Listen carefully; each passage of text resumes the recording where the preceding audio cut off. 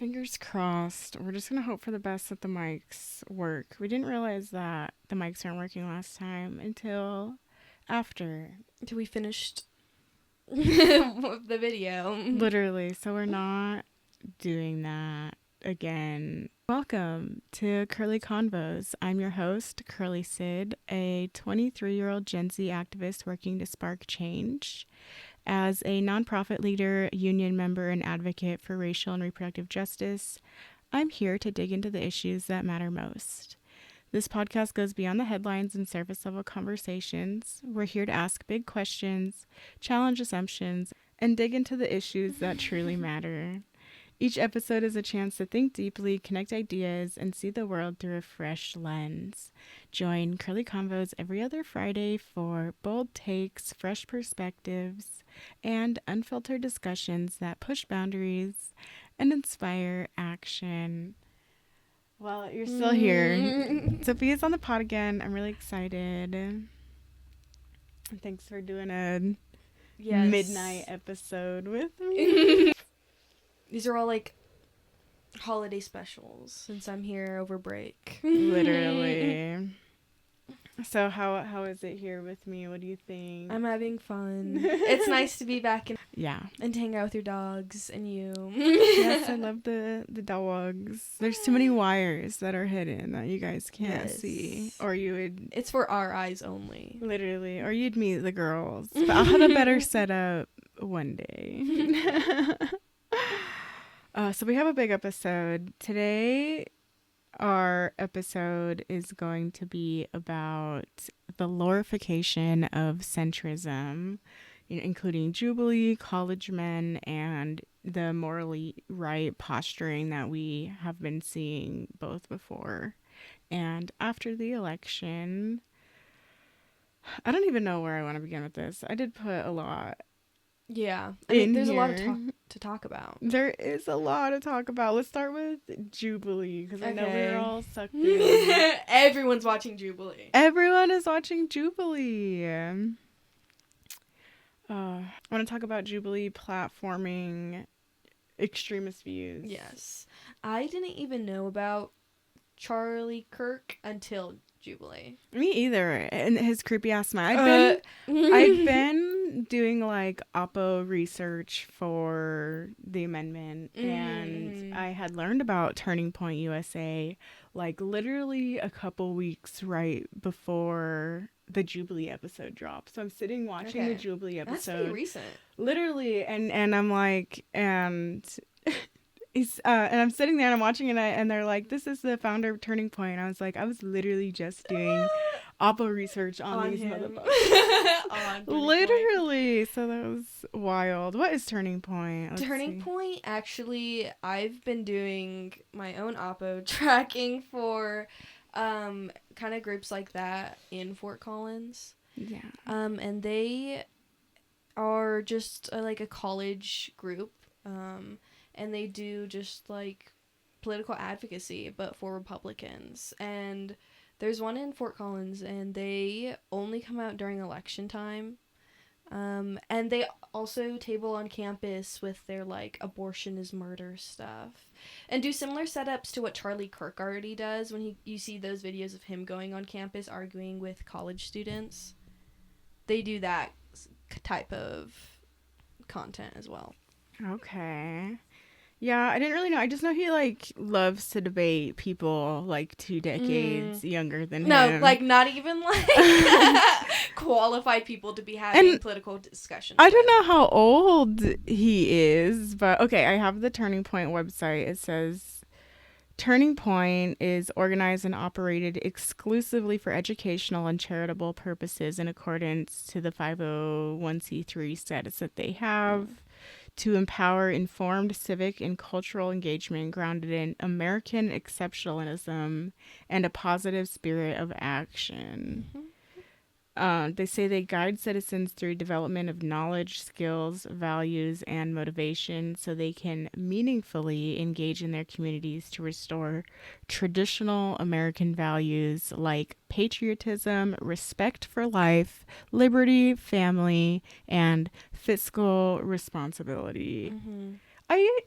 am so tired of fiscal responsibility being like a alt-right talking point, because I think we all care Yes. about how the government is spending our money. Yes. Like, I don't think that is just a right point of view, and I hate that the Democrats don't do better at like and even everyone's concerned about housing, like our groceries, like gas. Everyone's concerned. yeah. It's just absolutely ridiculous. Or also just like having Ben Shapiro on Jubilee, going back to like our OG alt-right conservatives, because I know, like, I've known Ben Shapiro. He's been very famous. Yeah, and he never goes viral for anything like good or having any good points. It's him attacking trans women, him saying literally like the dumbest things, or him being like, if your wife is wet, she has a medical. I asked my wife for a differential diagnosis for the sake of these ladies in case they need to go to the doctor. I mean, like, this is a problem. I mean, like, if this is like, there's water pouring out the front doors of this place, and that ain't water, guys. I mean, that's what I'm being told. That ain't water. So the medical here was her differential. Her differential diagnosis, my wife, the doctor, was either these women are suffering from bacterial vaginosis or a yeast infection, or my wife suggested most probably they are suffering from trichomonas. So just a bit of medical advice. You know, put aside the empowerment. I mean, I understand how empowering it is for women to sing about the moisture state of their genitals. What? Okay. What? Why do conservative men think that dry pussy is normal? Like, I don't understand it either. I'll never understand ever. But like, to platform those types of people is to like make it seem like they have a legitimate point of view or stance. Like they are so radical. Literally, and it's like making their point of views just normalized. It's kind of ridiculous.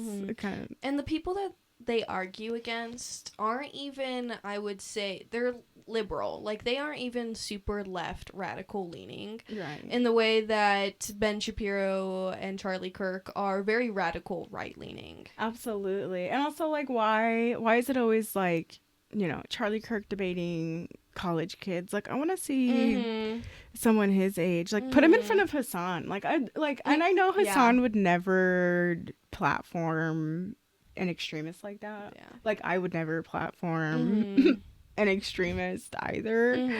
But like, I want to see you debate maybe someone who's not 19 and you know, goes to Boulder. And I think doing that also makes it seem like the only people that have kind of at least some semblance of progressive ideas are college students, like stupid college students. Right. Like, what do they know about the real world? Which is just so ridiculous, because every day in our work we come across all sorts of different people who are like, you know, I was there in Washington when Roe went in, or like, and they have all these like real life stories, and they are older, you know, they are like in their 70s, and so I agree, it is very infuriating. Or even when Dean debated the, what was it, like 20 conservatives, like, they weren't all college kids. No, right, like they were not everybody.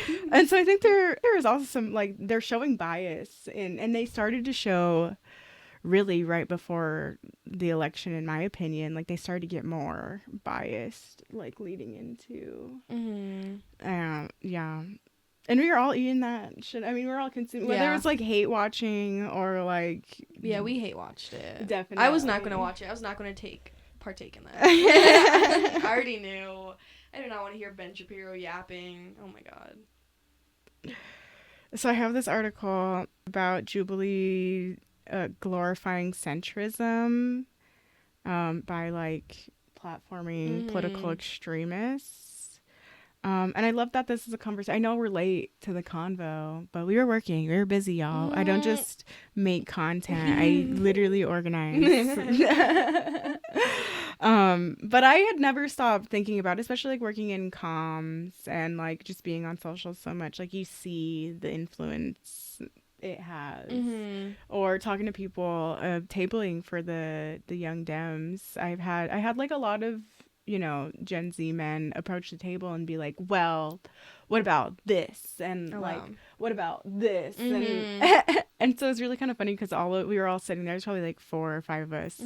And whenever he'd ask a question, we'd all give our little point of Yeah. views down the line, Mhm. but like very much like all the talking points that are just ripped straight from Just people like copy and Charlie Kirk. paste of what they're ingesting from these creators. Yes, and also kind of makes me think about our last convo about like why people would like have a split ballot. It's hard to figure out what is actually going on when, you know, two different point of views are being platformed like they're both acceptable. Mhm. We intake so much political content and I still feel like I can't catch up. Yeah, I never feel like I know enough. Ever. I'm like, what's going on? I also think that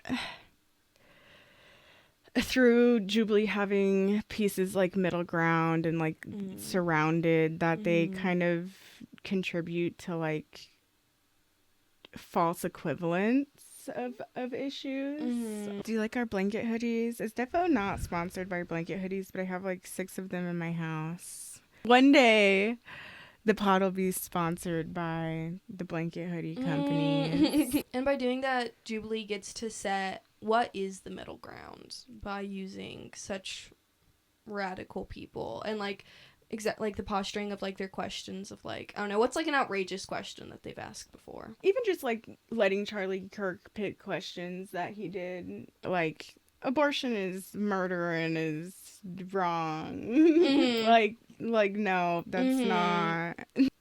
Okay, moving on. Let's talk about centrism within the college spaces and among Gen Z and Gen Alpha men. I noticed as the new school year started that there was a lot of things like the CSU political review group and the CSU centrist group. And all these people that are like in the pictures and who are joining this club are the people who actively harass me when I'm on campus. Shocking. I found this article. And it's titled "Your Body, My Choice. Gen Z Women Are Feeling Unsafe at College and Online." And I know we're not just seeing this. Like, we saw it in the polls. We saw it, you know, in the differences on how feminine presenting people, the LGBT community, and marginalized individuals voted versus men. And we saw, you know, I talk about this a little bit in my first episode, but like Nick Fuentes doubling down on his stances, Elon Musk being emboldened. I almost said Elon Trump, which feels right. Yes. But it is a huge thing. And I also seeing it like in high school. It's not just happening like in college areas, but like high school boys and even middle schools, like they're seeing this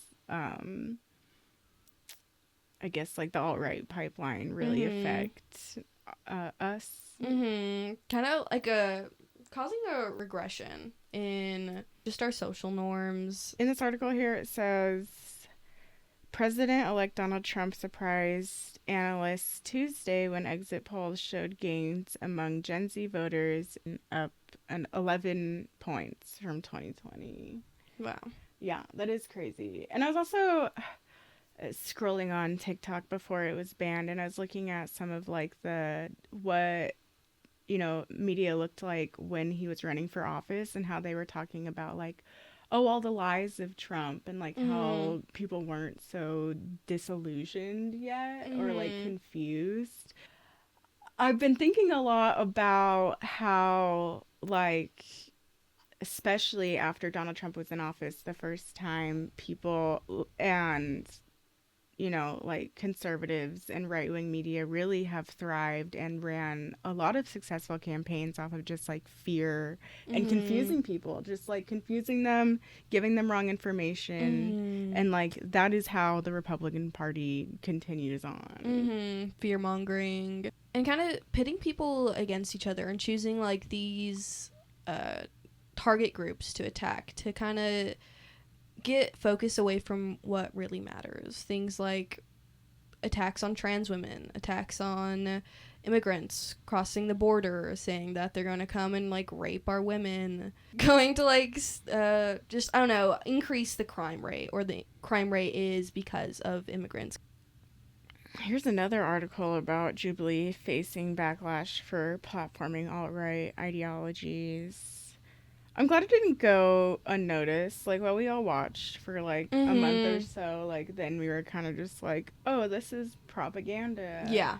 And I think that makes me happy. Like, I know there's not a lot of hope for our media literacy as a country, but like that gives me tiny sparks, A little bit. a sparkler worth of hope. You know, and like here's some great examples in this article, and you're asking like, you know, what are some of the questions they're asking? Having things like flat earthers versus scientists, like one is a studied profession and one is people making shit up. Well, and they argue about things like if being fat is morally wrong.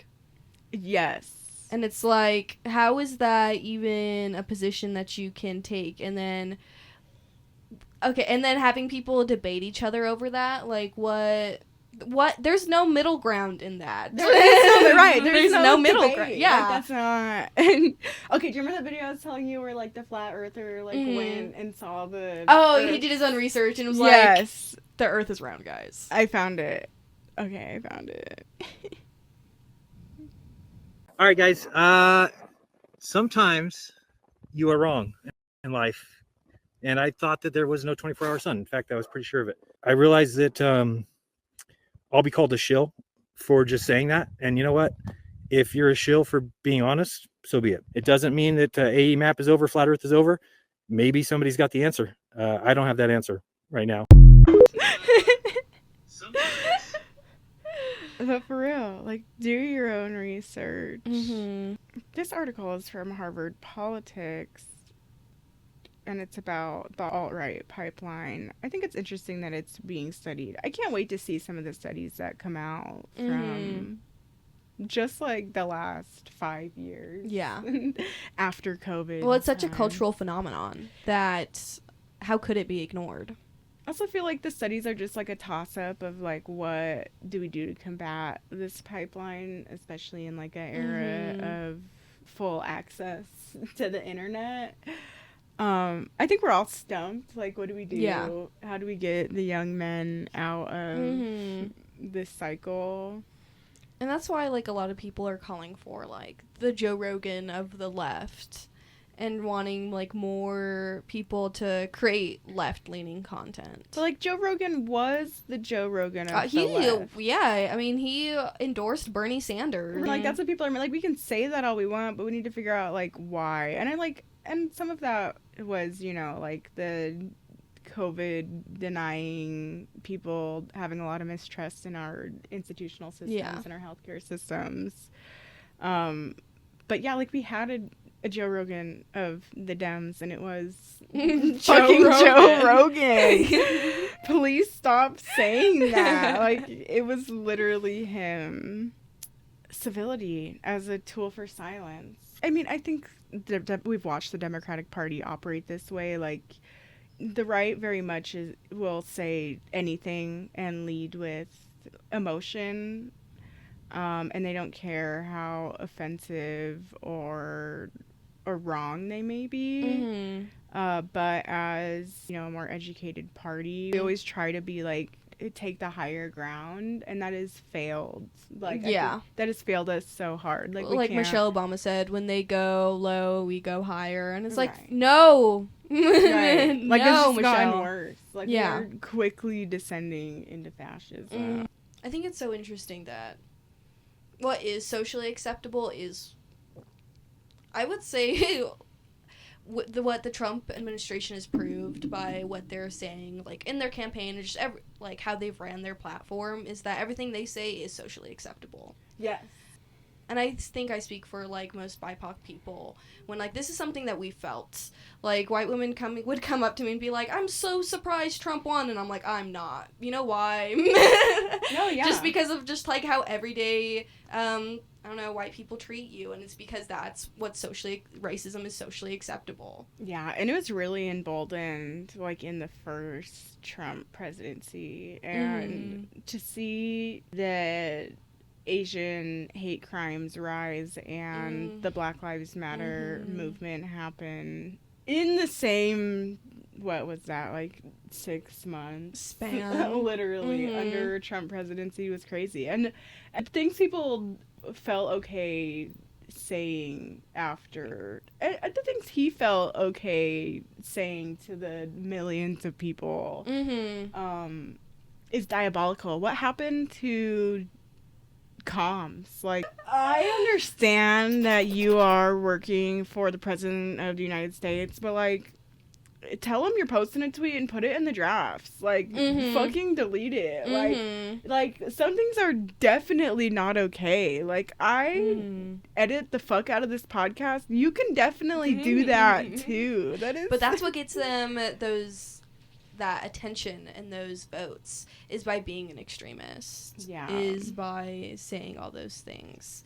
I'm also tired of the, like, meeting in the middle, like, not the Jubilee middle ground, but the middle ground that is politics in America, and, like, you know, the Democratic Party moving more right, and, you know, all these, everything needs to be bipartisan, and everything, you know, everybody has to agree on everything, and everything needs to be neutral. And where is the center?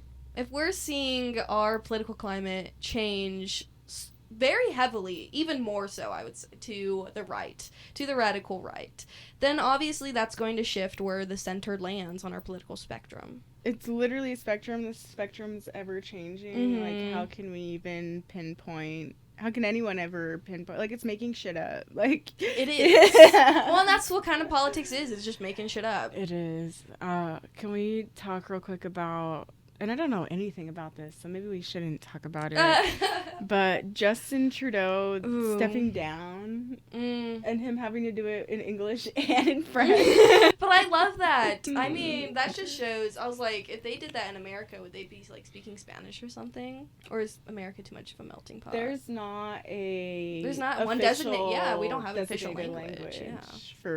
So I absolutely expect every American president from here on forward to address the nation in every single, not even, like, every single language just humanly multilingual. imaginable. Yes. Well, and Justin, I think that shook me, especially, like, it's definitely a side effect of his meeting with Trump at Mar-a-Lago.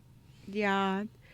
I don't know. Again, I literally know nothing about this. I didn't. It's not my top interest of the week. But yeah, no way that looks good. Also, the Canadian, like, the comments I've been seeing from Canadians after Trump kept calling him, like, the governor of, you know, Canada or whatever, them being like, I'd be fine being absorbed by America. Oh, wow. That was kind of mind-blowing. And I also have to, like, remember that when America moves right, like, Europe and a lot of the countries around us move right. And we also start to influence elections to have them move that way and hold the views we want them to. Well, and Trump I read an article, and they're talking about the conversation that went on, and Trump was joking, like, that Canada could be, absorbed as a state, and then they said, like, and then half the country would be a liberal side, and half the country would be a conservative side. What does that even mean? Exactly. Like, yeah, what does that mean? Also, I've been thinking about this, like, if we were to annex Canada, like, we would have to create at least 10 more states. Like, it couldn't just be one state. Like, well, then how would that even work for voting and, like, the electoral college and things like that? Like, this is not possible. I think one of the reasons that Trump said that is because he thrives off controversy. I mean, that's what his platform's based on. Yeah, absolutely. Okay, found some info. So now I know a little bit about what's going on with Trudeau. Canadian Prime Minister Justin Trudeau stepped down as the country's prime minister and is leaving office once a new ruling party leader is chosen. Parliament will be suspended until March 24th while a new leader is chosen. He's been the leader of the Liberal Party for 11 years and Prime Minister for 9. And he's facing a mounting set of crises from Trump threatening tariffs to the resignation of key allies and horrible opinion polls. Oh, wow. So he's just not polling well. Are we going to see, and I think we have been seeing it, like Canadians who support Trump, but I think this really shows that like we are going to see Canada move. I think that's also a misconception that Canada is like a super, like, I don't know, like liberal Right. country. I mean, there was when the U.S. didn't let I forgot immigrants from where in Canada decided that they would absorb all the incoming immigrants or refugees. I don't know which. And when that happened, there was a really large increase on hate crimes of Muslim people, the immigrants that were migrating there. Canada's also horrible to their indigenous population. Oh, yeah. I mean, if you know the history of fucking Canada's Literally. land, then... Yeah, it's very... Just because a place has universal health care doesn't mean that that's maybe the only way they differ from the United States. Like, very on brand. Yeah. Very similar. I think this brings me to... And we've touched on it, but male-dominated discourse, especially when we talk about, like, centrism and Jubilee, like... You know, on the left, a lot of the discourse came from, Dean and Parker, and we saw these, young white men gain millions of followers really quickly. When we see people of color doing this type of content, they don't get that amount of attraction. They don't get that mass following. And it's because it's a male-dominated world. People find... people who look like Hassan and Dean faces to be trustworthy. And that's why when we see, I don't know, just white men, we take them, society just kind of takes them for their word and believes that what they say is true. Yeah. And that's why, like, things like that Trump and Ben Shapiro and all these other white alt-right men creators can say whatever the hell they want, and it's just going to be accepted as a fact. That brings me... And we can't get into it. But a recent situation we had where I wasn't being taken at face value. And, I had my character and my honesty questioned. And you'd made a great point. Like, this wouldn't have happened if you were a man. Yeah. Like, none of it would have felt the way it did. Which makes it even, I don't know, how male-centered women are, too. And, like, our own misogyny. And, like, we don't... and one of the reasons, like, that wouldn't happen, like, if you were a man, it wouldn't happen, is because women are viewed as more emotional. Yes. And what we say has to be coming from an emotional place. And it has to fit in with everyone else's emotions. Yeah. I'm being overly emotional, or I'm not being emotional enough. Yeah. I'm connecting too much, or I'm not connecting enough. Whereas a man's not expected to show anything emotionally wise, and if he does, it's not going to affect his credibility or how he controls situations. Yes. And it also makes me think about, like, a 4-year-old boy can be diagnosed with autism before, like, a 20-something-year-old woman is diagnosed with autism, and I think that goes literally in the same vein. Like, I am always on the less emotional side of things, and so people view me as very, like... And they take it more personal. Cold, and, like, they take it very personal. It is... they immediately clock it as mean girl instead of neurodivergency. I will never be given the benefit of a doubt the way that, like, an ADHD or autistic man is. And it fills me with rage. The struggles of existing as a non-white male. But I still do hold that white privilege, so, like, again, and that's a whole different nuance. Yeah. That's a whole different combo. If you haven't listened to the second episode where we talk about a whole bunch of that, go check it out. But seriously, absolutely. I'm tired of male-dominated spaces. That is why I created the podcast. I created the podcast for a number of reasons. Like, one, all of these influencers, all the people who get platformed don't do the grassroots organizing work. Like, they are not organizers. They just stream all day. And while there's value in having conversation, that's not it. That's not all we can do. It's like posting, on Instagram. It's like posting on your story. Like, you still need to go volunteer. You still need to go. But then also, like, it was people like, and I don't dislike Dean at all. Like, actually, I prefer him over Parker. Dean's okay. Yeah. My but, only like, beef is that people listen to him because of how he looks. I don't think he's cute, but also I'm just like, saying, like, his outward privilege. I don't think he's attractive either. No offense, Dean.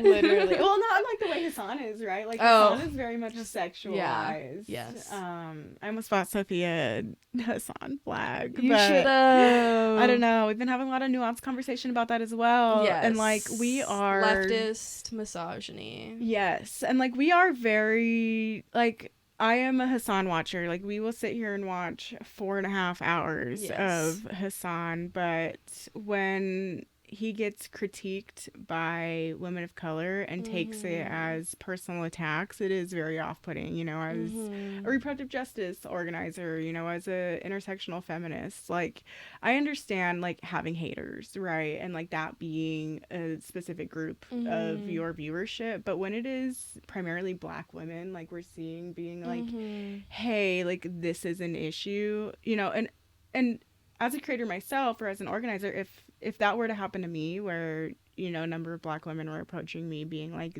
you know, we don't dislike you, but you're being problematic and need to evaluate in these ways, I wouldn't just be like, oh, they're haters, like, you're rad femmes, I'm being attacked by rad, like, that would not be my first response. And that's literally what we see. Dean still goes live every single day, and it's gotten increasingly more hostile. I love the unhingedness, but like it does lean towards that like leftist misogyny. I feel like these leftist content creators aren't radical enough for me. Like, I don't think Dean's radical enough. Right. And a lot of people, especially because like centrist or just like, I don't know, yeah, I guess centrist, think that his opinions are like super progressive and like super radical, and I'm like, that's like the tip of the iceberg. Absolutely. And I think that's why I favor Dean over Parker, because in the Charlie Kirk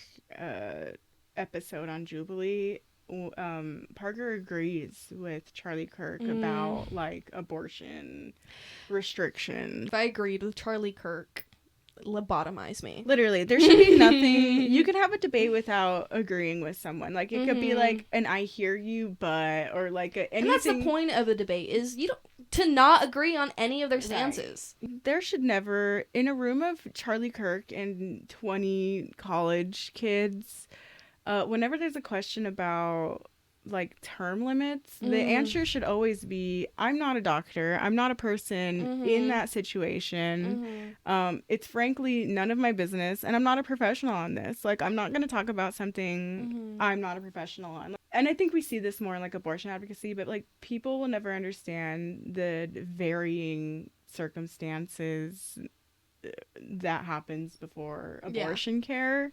And so to like put a hard stamp time, like you can't get something after this, like, is just truly harmful, because there's a huge possibility, there's almost 100% chance that you'll never have that exact same experience and be in that exact same situation ever. And I just couldn't. I was so appalled listening to Charlie Kirk and Parker, I almost called him Piper, talk about term limits. It's like 99% of abortions occur within the first trimester, right? Yes. There's so many different difficulties with pregnancy and complications that could happen that are threatening to the mother's life, and and that's something that they should be. I would flip that on Charlie Kirk or Ben Shapiro when asked that question, like, are you a doctor? Like, where is your medical qualifications to be arguing something like this? 93% of abortions occur during the first trimester, which is before 13 weeks. I don't want to hear men utter literally anything about, I'm so tired of listening to men and abortion, period, ever. The only people I want to hear talking about abortion are people passing protection laws in states. That's it. That's all of the combo. And all the other discourse I want to hear is like, I donated to an abortion. Well, and it also makes me think about, like, even on the right, there aren't the women influencers aren't taken very seriously. Like, we'll see people like Charlie Kirk and Ben Shapiro be platformed over people like Pearl or Emily Saves America. And that brings me to, if you're not familiar with either of those people, we're going to watch a video. This is Emily Saves America. She went viral right before the election because she said that if everybody in a state wanted slavery and voted for it, they should. Oh, that she would support it. Yeah. Mm-hmm. If that's what the people voted, then that's what they voted for. Yeah. Here's another absolutely wonderful video. And the caption to this was something like, "Sounds good to me," or "Works for me." God. The feel when we control your bodies. Hey, bitch, we control your bodies. Guess what? Guys win again. Glass ceiling? Dude, it's a ceiling made of Cringe. Here's the video of Pearl I found. I don't find women's jobs to be as useful or needed in society. I'll give you an example. If we look at the billionaires in society, we have Oprah and we have Elon Musk. Who provides more value? Who's more needed?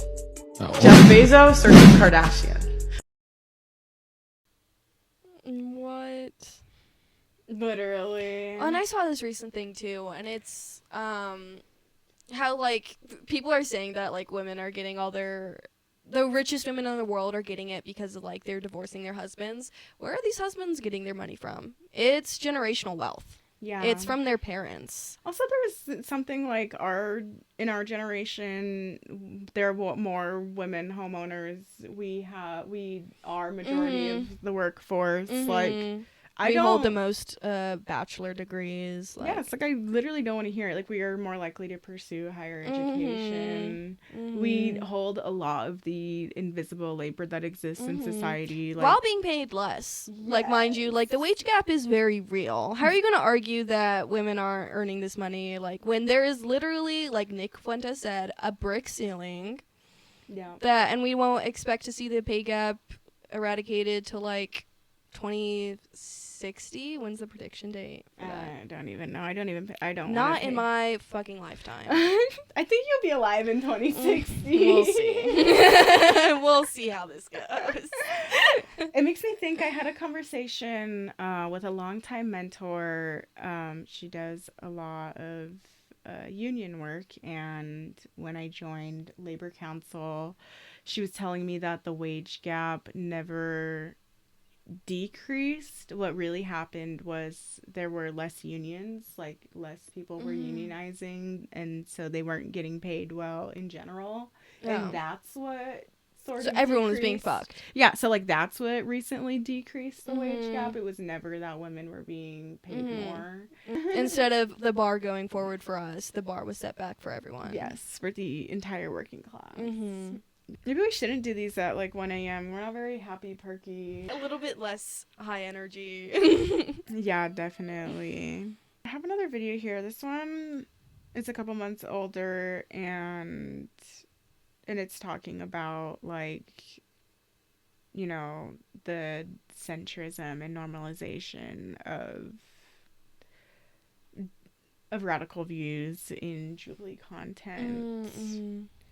So Jubilee did a middle ground video on capitalist versus communist, and first off, these videos... I'm about to say something controversial yet brave. I am of the opinion that Jubilee is a menace to marginalized people. 5 years ago, Jubilee made an episode that was like Palestinians versus Israeli settlers, and it went exactly how you would think it went. This was one of my very first introductions to this conflict, which is not to Jubilee's credit, and I'm about to tell you why. They have a track record of taking marginalized groups and pitting them against people who are very anti those marginalized groups. I get the thing of like Democrat versus Republican, But when we start getting into things like queer versus conservative parents, we got a problem. When we get into fat versus skinny, we have a problem. So it should come as no surprise that something like this is a problem. Can Israelis and Palestinians see eye to eye? That is wrong. And not because I don't think that they have the capacity to have a civilized conversation, but there's something so maddening to me about asking an oppressed group to try and level with a community that has harmed them for entertainment.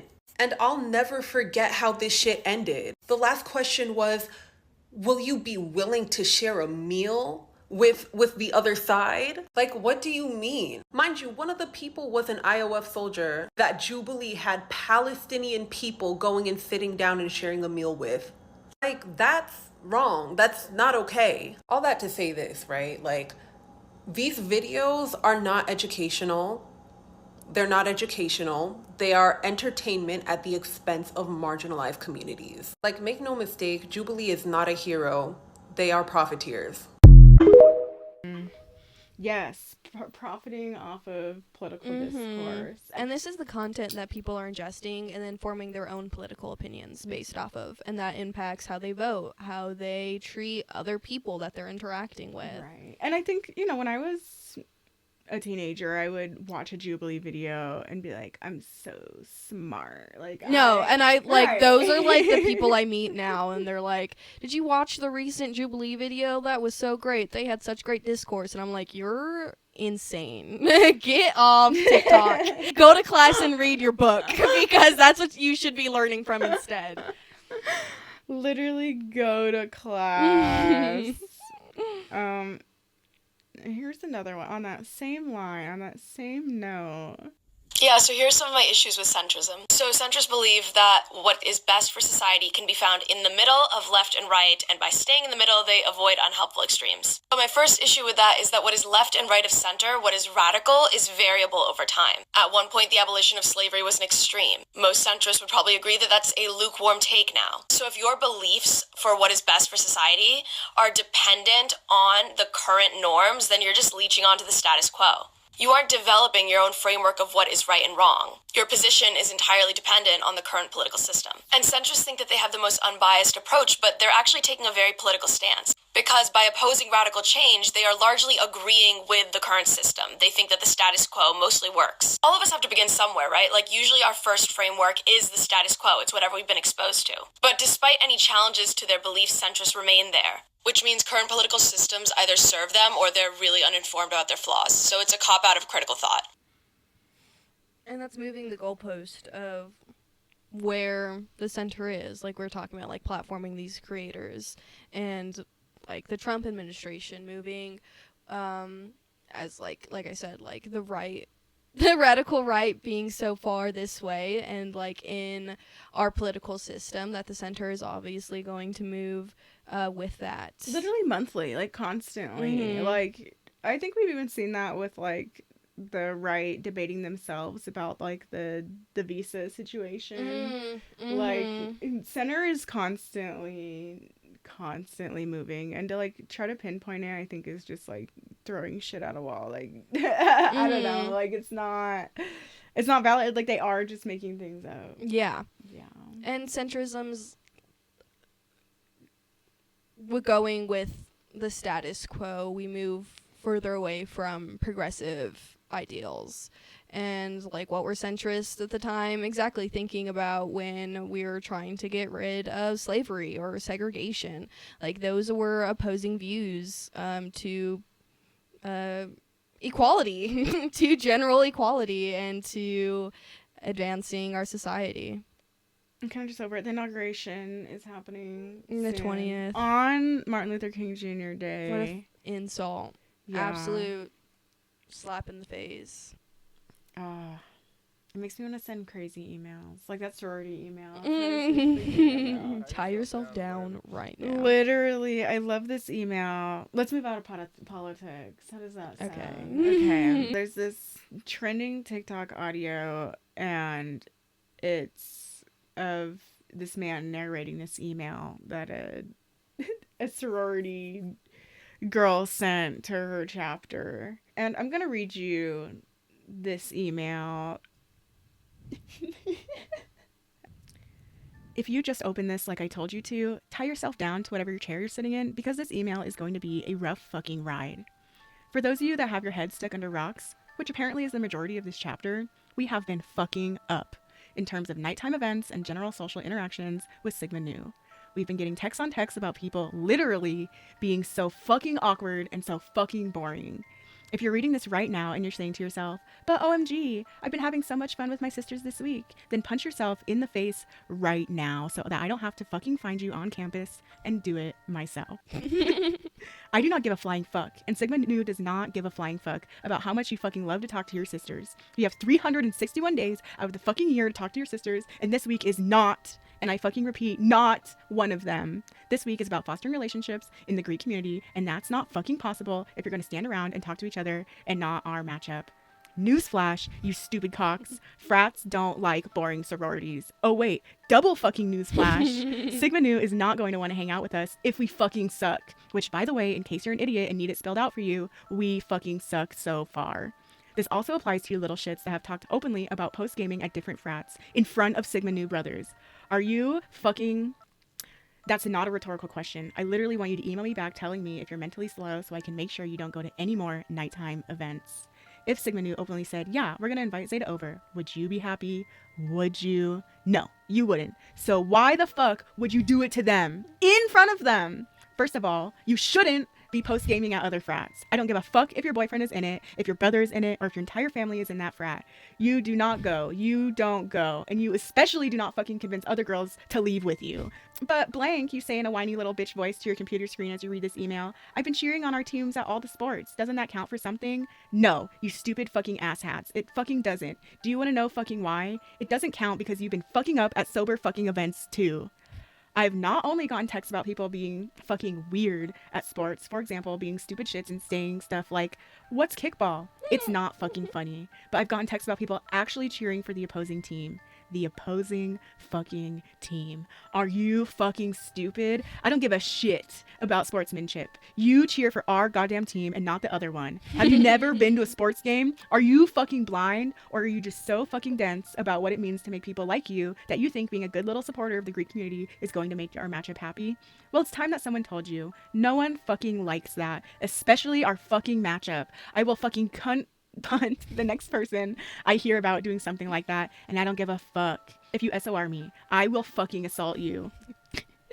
Oh, I'm crying because your email has made me so sad. Well, good. If this email applies to you in any way, meaning if you are a little asswipe that stands in the corners at night, or you're a weird shit that does weird shit during the day, the following message is for you.